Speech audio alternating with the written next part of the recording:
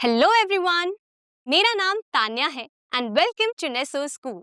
सबसे पहले तो मैं आप सभी को कॉन्ग्रेचुलेशंस बोलना चाहती हूँ क्लास 9th को सक्सेसफुली पास करने के लिए। अब आप सभी बच्चे क्लास 10th में आ चुके हैं और क्लास 10th में आने वाले हैं आपके बोर्ड एग्जामिनेशंस।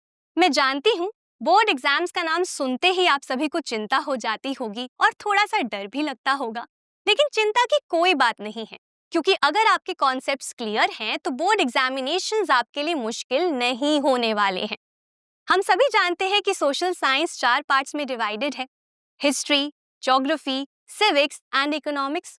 और आज के इस लेक्चर में हम शुरुआत करने वाले हैं क्लास 10th हिस्ट्री के साथ। आप सभी की क्लास 10th हिस्ट्री की बुक का नाम है India and the contemporary world part 2। और आज के इस लेक्चर में हम देखने वाले हैं कि क्लास 10th हिस्ट्री में हम क्या-क्या नया पढ़ने वाले हैं। मतलब आज के इस लेक्चर में हम देखने वाले हैं क्लास 10th हिस्ट्री का सिलेबस। तो चलिए आगे बढ़ते हैं और देख लेते हैं इस लेक्चर के टॉपिक्स। हमारे इस लेक्चर के 2 टॉपिक्स होने वाले हैं। सबसे पहले टॉपिक का नाम है सिलेबस, जहां पर हम देखेंगे कि हम क्लास 10th हिस्ट्री में कौन-कौन से चैप्टर्स पढ़ने वाले हैं। इसके बाद हमारा दूसरा और आखिरी टॉपिक होगा course highlights and target audience, जहां पर हम ये देखेंगे कि इस कोर्स में आपको क्या-क्या मिलने वाला है और ये कोर्स किन लोगों के लिए देखना फायदेमंद है और बहुत ज्यादा जरूरी भी। अब इससे पहले हम क्लास 10th हिस्ट्री के सिलेबस को डिस्कस करें। आप सभी को याद होगा कि क्लास 9th में आपने इसी का पहला पार्ट पढ़ा था, मतलब India and the contemporary world part 1।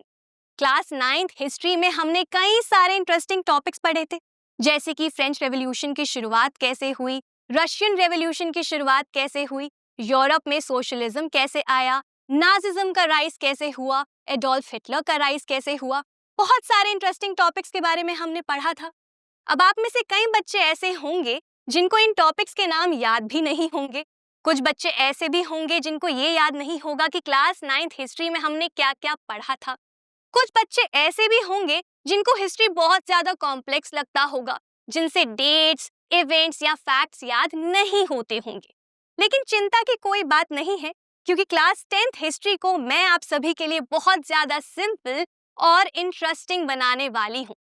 इसलिए भले ही क्लास 9th में हिस्ट्री में आपके मार्क्स उतने अच्छे ना आए हों या फिर हिस्ट्री आपको कॉम्प्लेक्स लगता हो, क्लास 10th में आपके लिए हिस्ट्री बहुत ज्यादा आसान होने वाली है।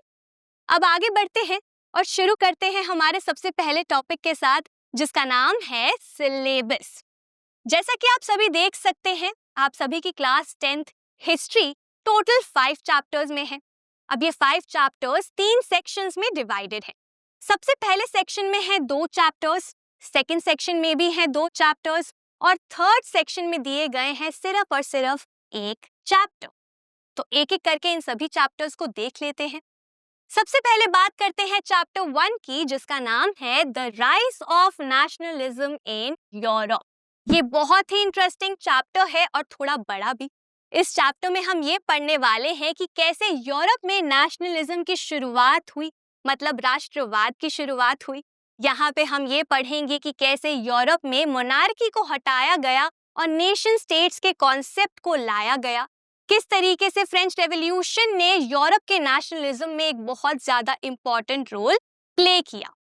अगर हम बात करें बोर्ड एग्जाम्स की, तो बोर्ड एग्जाम्स में आपका ये फर्स्ट चैप्टर पूरा का पूरा दिया जाएगा।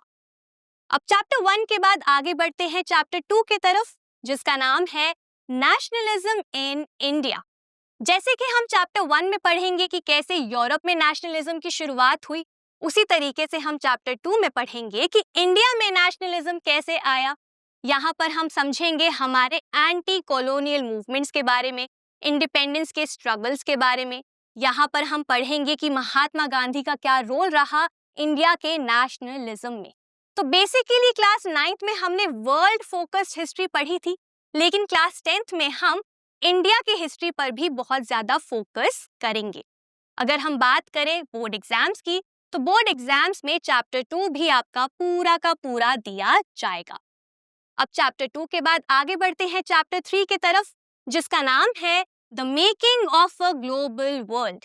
ये एक काफी इंटरेस्टिंग चैप्टर है, यहाँ पर हम ये समझेंगे कि मॉडर्न ग्लोबलाइजेशन के आने से पहले भी कैसे वर्ल्ड में, सोसाइटीज में लोग एक दूसरे से इंटरैक्ट करते थे, कैसे लोग एक दूसरे से इंटरकनेक्टेड थे, इंटर रिलेटेड थे, ट्रेड के जरिए, फूड के जरिए, रिलीजन के जरिए या फिर गुड्स एंड सप्लाईज के जरिए। अब यहाँ पर अगर मैं बात करूं बोर्ड एग्जाम्स की, तो एक ट्विस्ट है, और वो क्या है? ये पूरा का पूरा चैप्टर बोर्ड एग्जाम्स में आपके नहीं आएगा। इस चैप्टर में से कुछ ही टॉपिक्स हैं शुरुआत के जो आपके बोर्ड एग्जाम्स में दिए जाएंगे। वो कौन कौन से टॉपिक्स हैं? यहाँ पर अगर आप देखें तो फर्स्ट पेज में जो सबसे पहला टॉपिक है 1, मतलब द प्री मॉडर्न वर्ल्ड, ये पूरा का पूरा टॉपिक बोर्ड एग्जाम्स में आपको दिया जाएगा।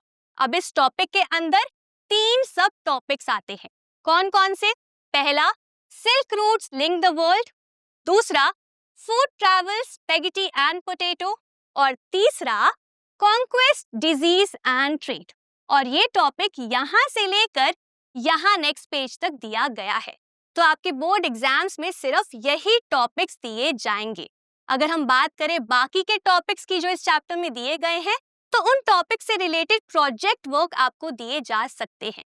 लेकिन अगर हम बात करें एग्जाम्स की, चाहे वो यूनिट टेस्ट हो या चाहे वो आपके बोर्ड एग्जाम्स हो, तो उसमें सिर्फ वही शुरू के आपके टॉपिक्स आने वाले हैं। तो बाकी के टॉपिक्स को हमें यहाँ पर नहीं पढ़ना है। ठीक है, तो ये बात हो गई चैप्टर 3 की। अब आगे बढ़ते हैं चैप्टर 4 के तरफ, जिसका नाम है द एज ऑफ इंडस्ट्रियलाइजेशन। ये एक बहुत ही ज्यादा इंटरेस्टिंग चैप्टर है। यहाँ पर हम ये पढ़ने वाले हैं कि इंडस्ट्रियलाइजेशन की शुरुआत कैसे हुई। तो यहाँ पर हम क्या क्या पढ़ेंगे? यहाँ पर हम पढ़ेंगे कि जब इंडस्ट्रियलाइजेशन नहीं आया था, जब फैक्ट्रीज, इंडस्ट्रीज नहीं आई थी दुनिया में, तो उससे पहले सोसाइटीज में कैसे काम किया जाता था, कैसे गुड्स को प्रोड्यूस किया जाता था। उसके बाद किस तरीके से राइज हुआ इंडस्ट्रीज का, फैक्ट्री सिस्टम का, फिर क्या इम्पैक्ट पड़ा इंडस्ट्रीज का और फैक्ट्रीज का वर्कर्स के ऊपर, लोगों के ऊपर। तो इस चैप्टर में हम इंडस्ट्रियलाइजेशन की कहानी पढ़ेंगे ब्रिटेन और इंडिया की मदद से। अगर मैं बात करूं बोर्ड एग्जामिनेशंस की, तो ये चैप्टर आपके बोर्ड एग्जाम्स में नहीं आएगा। ठीक है, तो चैप्टर 4 आपके बोर्ड एग्जाम्स में नहीं आएगा, लेकिन ये चैप्टर आपके यूनिट टेस्ट में आ सकता है, और ये स्कूल टू स्कूल वेरी कर सकता है। मतलब हो सकता है कि कुछ बच्चों के स्कूल्स में इस चैप्टर को यूनिट टेस्ट में दिया जाए, लेकिन ऐसा भी हो सकता है कि कुछ बच्चों के स्कूल में इस चैप्टर को स्किप कर दिया जाए। तो ये स्कूल टू स्कूल वेरी करता है, लेकिन हम इस चैप्टर को पढ़ेंगे अच्छे से, क्योंकि आपके टेस्ट में ये आ सकता है। लेकिन आई रिपीट, बोर्ड एग्जाम्स में ये चैप्टर नहीं आएगा। तो ये बात होगी चैप्टर 4 की। अब आगे बढ़ते हैं हिस्ट्री के आखिरी चैप्टर के तरफ, मतलब chapter 5, print culture and the modern world. इस चैप्टर में हम ये पढ़ने वाले हैं कि कैसे प्रिंट कल्चर की शुरुआत हुई और फिर कैसे प्रिंट कल्चर ने मॉडर्न वर्ल्ड को शेप किया। यहाँ पर हम ये पढ़ेंगे कि कैसे प्रिंटिंग प्रेस आई, क्या हिस्ट्री है प्रिंटिंग प्रेस की, हमारी कौन सी पहली प्रिंटिंग बुक्स थी। तो यहाँ पर हम प्रिंट कल्चर के बारे में डिटेल में समझेंगे। अगर मैं बात करूँ बोर्ड एग्जामिनेशंस की, तो ये चैप्टर आपके बोर्ड एग्जाम्स में पूरा आएगा। तो ये बात हो गई हमारे 5 चैप्टर्स की। यहाँ पर हमने ये समझ लिया है कि आपके बोर्ड एग्जामिनेशंस में चैप्टर 1, चैप्टर 2 एंड चैप्टर 5 पूरा आएगा। चैप्टर 3 में से कुछ टॉपिक्स दिए जाएंगे और चैप्टर 4 बोर्ड एग्जाम्स में नहीं दिया जाएगा। ठीक है, तो इसी के साथ हमारे ये चैप्टर्स यहीं पर कंप्लीट होते हैं। लेकिन हिस्ट्री यहाँ पे कंप्लीट नहीं होता है, क्योंकि हिस्ट्री मैप्स के बिना अधूरा है। जी हाँ, मैप्स एक इम्पॉर्टेंट कंपोनेंट है हिस्ट्री का। तो चलिए मैप का सिलेबस भी देख लेते हैं। अगर मैं बात करूं मैप्स की, तो आपके बोर्ड एग्जाम्स में सिर्फ चैप्टर 2 नेशनलिज्म इन इंडिया से ही मैप रिलेटेड क्वेश्चंस दिए जाएंगे। ठीक है, तो 5 में से सिर्फ और सिर्फ चैप्टर 2 में से ही आपके मैप रिलेटेड क्वेश्चंस एग्जाम में दिए जाएंगे। आपसे ये बोला जा सकता है कि आप आइडेंटिफाई करिए या मार्क करिए उन प्लेसेस को जहाँ पे कांग्रेस के सेशंस हुए, या जहाँ पे सत्याग्रह के मूवमेंट्स हुए, जहाँ पर सॉल्ट मार्च हुई। तो इस तरीके से इस चैप्टर से रिलेटेड मैप बेस्ड क्वेश्चंस आपसे पूछे जा सकते हैं। तो ये बात हो गई हमारे मैप की सिलेबस की, और इसी के साथ हमारा सबसे पहला टॉपिक जिसका नाम था सिलेबस यहीं पर खत्म होता है। अब आगे बढ़ते हैं हमारे इस लेक्चर के दूसरे और आखिरी टॉपिक की तरफ, जिसका नाम है course highlights and target audience, और शुरू करते हैं टारगेट ऑडियंस के साथ। अगर हम बात करें टारगेट ऑडियंस की, तो हमारी सबसे पहली टारगेट ऑडियंस कौन सी है? Class 10 students. जी हाँ, क्लास 10 स्टूडेंट्स जो इस बार बोर्ड एग्जाम्स देने वाले हैं, उनके लिए ये कोर्स बहुत ज़्यादा इम्पॉर्टेंट है और फायदेमंद भी। तो आप सभी इस कोर्स को अच्छे से फॉलो करिएगा। इसके बाद हमारी अगली टारगेट ऑडियंस है गवर्नमेंट एग्जाम एस्पिरेंट्स, मतलब वो सभी लोग जो गवर्नमेंट एग्जाम्स देने वाले हैं, जो गवर्नमेंट एग्जाम के लिए प्रिपेयर कर रहे हैं, उन सभी के लिए भी ये कोर्स बहुत ज़्यादा इम्पॉर्टेंट और फायदेमंद होगा। इसके बाद हमारी अगली टारगेट ऑडियंस है हिस्ट्री एंथुसियास्ट, मतलब वो सभी लोग जो हिस्ट्री को लेकर बहुत ज़्यादा इंटरेस्टेड हैं, जो हिस्ट्री के बारे में और ज़्यादा जानना चाहते हैं, उन सभी के लिए भी ये कोर्स बहुत ज़्यादा इंटरेस्टिंग और इम्पॉर्टेंट रहेगा। तो ये बात हो गई हमारे टारगेट ऑडियंस की। अब देख लेते हैं इस कोर्स के हाइलाइट्स। अगर मैं बात करूँ कोर्स के हाइलाइट्स की, तो सबसे पहला हाइलाइट यहाँ पर हमारा होगा माइक्रो लेक्चर्स, मतलब कि हिस्ट्री के छोटे छोटे लेक्चर्स यहाँ पर आपको प्रोवाइड किए जाएंगे, जिसकी मदद से जल्दी से आप हिस्ट्री के कॉन्सेप्ट्स को समझ पाएंगे। इसके बाद हमारा दूसरा हाईलाइट होगा बुक एक्सरसाइजेस, मतलब आपके चैप्टर्स के एंड में दी गई एक्सरसाइजेस को हम लोग मिलकर सॉल्व करेंगे। इसके बाद हमारा अगला हाईलाइट होगा मैप पॉइंटिंग। जैसे कि मैंने आप सभी को बताया कि मैप एक इम्पॉर्टेंट कंपोनेंट है हिस्ट्री का, इसीलिए इस कोर्स में हम मैप्स पर भी इक्वली फोकस करेंगे और अच्छे से मैप की प्रैक्टिस भी करेंगे। इसके बाद हमारा अगला हाईलाइट होगा माइंड मैप्स। अब ये माइंड मैप्स क्या होता है? कई बार आप सभी को हिस्ट्री में डेट्स, फैक्ट्स या टॉपिक्स याद करने में परेशानी होती होगी, ये बहुत ज़्यादा आपके लिए डिफिकल्ट हो जाता होगा। तो इसी प्रॉब्लम को सॉल्व करने के लिए हम डायग्राम्स और फ्लो चार्ट्स की मदद लेंगे, ताकि आसानी से हम डेट्स को, फैक्ट्स को, इवेंट्स को एक सही तरीके से याद कर पाए और फिर रिवाइज कर पाए। तो इस कोर्स में मैं आप सभी को माइंड मैप्स प्रोवाइड करूंगी जहां जहां भी रिक्वायर्ड होगा।